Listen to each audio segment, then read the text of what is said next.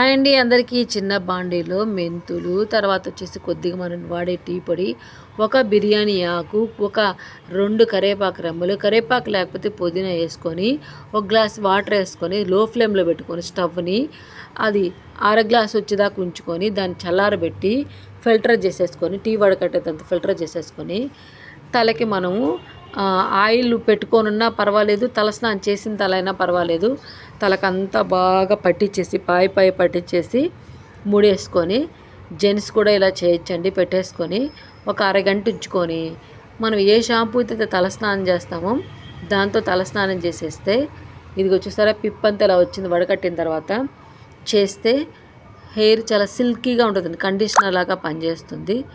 Next ఏంటి అంటే నేను ఆయిల్ కూడా తయారు చేశానండి. మీకు ఆయిల్ నేను ఏ ఆయిల్ అయితే వాడుతున్నానో అది మీరు కూడా వాడతాను, మా హెయిర్ ఊడిపోతుందని అన్న బాధ మీకుంటే ఈ వీడియోని లైక్ చేసి కామెంట్ పెడితే వచ్చే కామెంట్లను బట్టి నేను ఏ ఆయిల్ చూసారా నా హెయిర్ ఎంత బాగా పెరిగిందో. నాకు చిన్నది ఉన్నింది, నేను తయారు చేసుకున్న ఆయిల్ వల్ల నా హెయిర్ చాలా గ్రో అయ్యిందండి.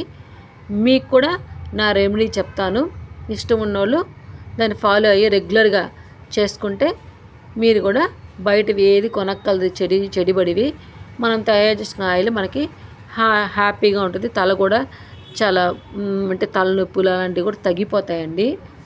ఈ వీడియో కానీ మీకు నచ్చితే లైక్ షేర్ సబ్స్క్రైబ్ అండి. మన వీడియోలు అందరూ చూస్తున్నారు కానీ లైక్ చేయడం లేదండి, షేర్ కూడా చేయడం లేదండి. మీరు మంచి వీడియోలు అయితే షేర్ చేయండి, నేనేమి మిమ్మల్ని తప్పుపడట్లేదు. షేర్ చేస్తే 10 మంది తెలుస్తుంది. ఇదిగో తలస్నానం చేసేసిన తర్వాత చిక్కు తీసుకోలేదండి, మీకు చూపిద్దామని. చూసారా ఎలా వచ్చిందో, సిల్కీగా మెత్తగా ఉంటుంది అన్నమాట. హెయిర్ కూడా చాలా బాగుంటుంది. సరేనండి, మీరు కూడా ఇలా ట్రై చేయండి. ఈ మధ్య అందరికీ హెయిర్ ఫాల్ అయిపోతుంది.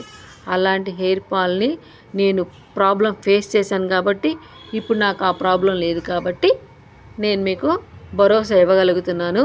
మీరు ఇచ్చే లైకులను బట్టి నేను తయారు చేసుకున్న ఆయిల్ని మీకు చూపించి ఎలా వాడాలనేది కూడా మీకు చెప్తానండి. ఈ వీడియో కానీ మీకు నచ్చితే లైక్ చేసి సబ్స్క్రైబ్ అండి. Thank you.